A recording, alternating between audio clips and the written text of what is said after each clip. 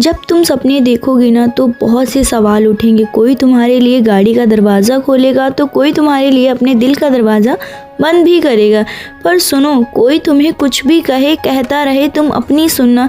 कभी लगे दुनिया के लगाए गए इल्ज़ाम या पाबंदियाँ सही हैं, फिर भी तुम अपने सपनों को चुनना। तुम अबला नहीं, तुम रानी नहीं, तुम एक अप्सरा हो।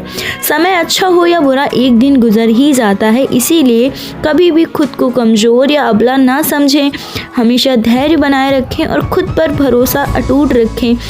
क्योंकि लोगों को यही लगता है कि हमारा जीवन उन 4 लोगों के हिसाब से होना चाहिए जिनसे हमें कोई मतलब ही नहीं होता है। तो हेलो दोस्तों या मेरी प्यारी बहनों, आज मैं आप सभी को चुप रहने और इग्नोर करने का ही ताकत बताऊंगी। तो आपने वो कहावत तो सुनी ही होगी, मूर्खों से विवाद करना, निंदकों को जवाब देना और नीच लोगों से विवाद करना ये बुद्धिमत्ता की पहचान नहीं होती है, ये मूर्खता की निशानी होती है। और आज के समय में ये समझना बहुत ज़्यादा ज़रूरी हो गया है, क्योंकि हम जितना ही विवादों में पड़ते हैं या दूसरों की बातों को अपने दिल से लगा लेते हैं ना, उतनी ही हमारी ऊर्जा जो है ना खत्म होती है, नष्ट होती है। तो हमें ना तो निगेटिव चीज़ों के बारे में सोचना चाहिए, ना ही उनके ऊपर ज़्यादा ध्यान देना चाहिए।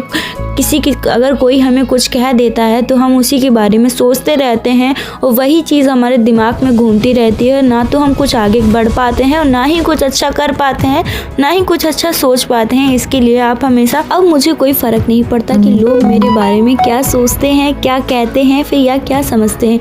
जो उनको सोचना है वो सोचें, जो समझना है समझें। बदलाव से कुछ अच्छा होता है तो बदलाव अच्छा है। मैंने छोटी छोटी बातों को दिल से लगाना छोड़ दिया है।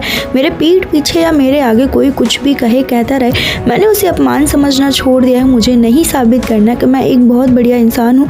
अगर किसी को ठीक लगती हूँ तो ठीक, नहीं तो और भी बढ़िया। अब मुझे नहीं माननी किसी से बेवजह माफी, और नहीं मुझे महान बनना है। मुझे कोई समझे या ना समझे, मैं खुद को समझने लगी हूँ। नहीं रहा मुझे महफिलों का शौक, अब मैं खुद को पर्याप्त लगने लगी हूँ। लोगों ने तो तब गलत ही लगना है, इसीलिए मैंने वो करना शुरू कर दिया जो मुझे अच्छा लगता है। जब मैं अपनी ही लाइन में सबसे पीछे खड़ी हुआ करती थी तब भी लोग मुझे बेवकूफ़ बोलते थे। अब जब खुद को आगे कर लिया तो भी लोगों को बड़ी दिक्कत है। किसको कहाँ दिक्कत है ये उनकी दिक्कत है, कोई मेरा सम्मान करे या ना करे। मैंने अब खुद को ज्यों का त्यों स्वीकार लिया है। बात अहम या वहम की नहीं है, लेकिन अब मुझे अपनी कीमत का एहसास हो चुका है। हो तुमको जो पसंद तुम वो करो, क्योंकि जीवन तुम्हारा है ना कि किसी और का। अकेले रहने के लिए हमेशा तैयार रहो, ना कि किसी और का सहारा लेने के लिए। अकेले जीना सीखो। हर समय ज़रूरी नहीं एक रिश्ता या फिर एक दोस्त तुम्हारे साथ होना चाहिए, क्योंकि ऐसा ज़माना है यहाँ कभी भी किसी भी मौके पर कोई भी रिश्ता धोखा दे सकता है। किसी ने बड़ी कमाल की बात कही है, बहुत सारी रातों से लड़ने के बाद वो रात आती है जब दुनिया कहती है कि इसकी तो रातों रात किस्मत चमक गई। पर ऐसा नहीं होता है।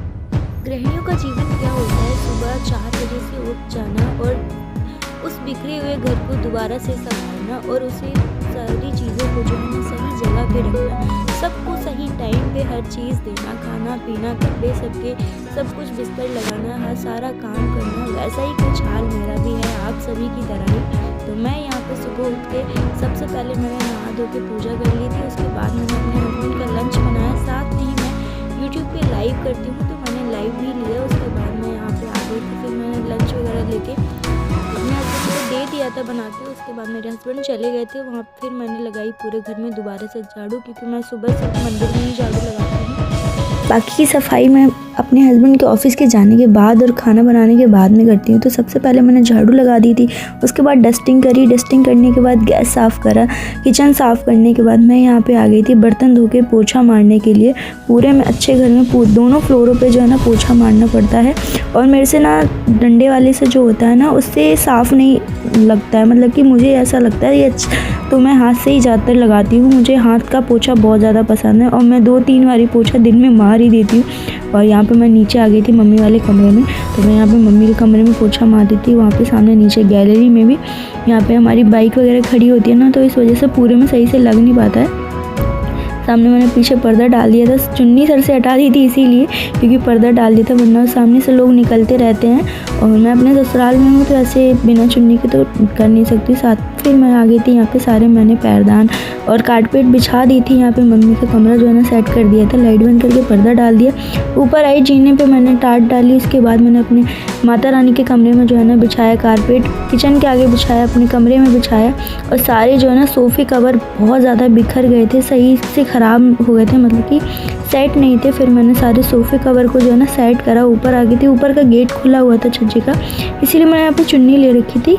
ये देखिए सारे मैंने जो है ना सोफ़े कवर ना बहुत जल्दी गड़बड़ा जाते हैं, दोनों टाइम इनको बनाना पड़ता है। ये देखिए मैं बहुत अच्छे से, मेरे को सारी चीज़ें एकदम सही जगह पे एकदम परफेक्ट टाइम पे बहुत ज़्यादा अच्छी लगती हैं। यहाँ पे मैं दोबारा से जो है ना नहा लेती हूँ, क्योंकि सफाई करती हूँ तो मतलब बॉडी कपड़े सारे गंदे हो जाते हैं, तो मन नहीं करता है। दोबारा मैं नहा के आ गई थी। फिर मैंने पहनी थी साड़ी, क्योंकि आज थी एकादशी और मम्मी का व्रत था, तो मैंने सोचा क्यों ना साड़ी पहन ली जाए।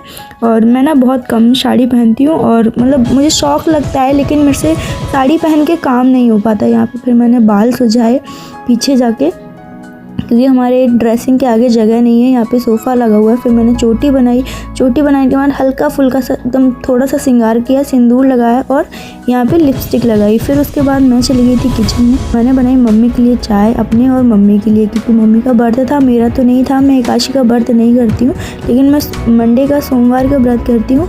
यहाँ पे देखिए मैं रेडी होकर आ गई थी किचन में, और यहाँ मम्मी ने बोला था मेरे लिए चाय और पापड़ सेक देना, तो पापड़ थे नहीं, तो फिर मम्मी अपने लिए मार्केट से ही ले आई थी जो चिप्स आते हैं ना व्रत वाले, वो। यहाँ पे मैं बढ़िया सी अदरक वाली चाय बना रही थी, क्योंकि ठंड बहुत ज़्यादा हो रही है। चाय तो जितनी बारी मिल जाए उतना ही अच्छा है। और एकदम तेज़ पत्ती वाली मैं चाय यहाँ पे मम्मी के लिए बना रही थी, अपनी मम्मी के लिए। ये देखिए मम्मी भी दूध लेके आ गई थी। मम्मी ने कहा मुझे भैंस के दूध की नहीं, आज मुझे पैकेट वाले दूध की चाय पीनी है, क्योंकि इससे ना 2 कप चाय बहुत अच्छी बनती है। मैंने जो है ना दूध डाल दिया था। ये देखिए अच्छे से खौला के मैंने इसको बहुत बढ़िया से पका लिया था। क्या आपको भी चाय पसंद है? अगर चाय पसंद है तो प्लीज़ कमेंट में बताना। अगर आपने अभी तक मेरे चैनल को सब्सक्राइब नहीं करा है तो चैनल को सब्सक्राइब कर लीजिए स्क्रीन, और लाइक ज़रूर कर देना दोस्तों। लाइक करना बिल्कुल नहीं भूलिएगा। और मैं दोनों टाइम लाइव आती हूँ अपनी इसी चैनल पे, तो आप मेरे लाइव में ज़रूर जुड़िए। अगर आपको मेरे चैनल की मेम्बरशिप चाहिए तो आपको बहुत प्यारी प्यारी वीडियोज़ है ना फूड्स ब्लॉग में मिल जाएंगी। और मम्मी आ गई थी, मम्मी को बहुत ज़्यादा सर्दी लग रही थी। मैंने यहाँ पर रूम हीटर चला दिया था, लेकिन मम्मी को बहुत ज़्यादा ऊपर बैठ के सर्दी। और आपको हमारी सास बहू की जोड़ी कैसी लगी कमेंट में बताना। Bye bye.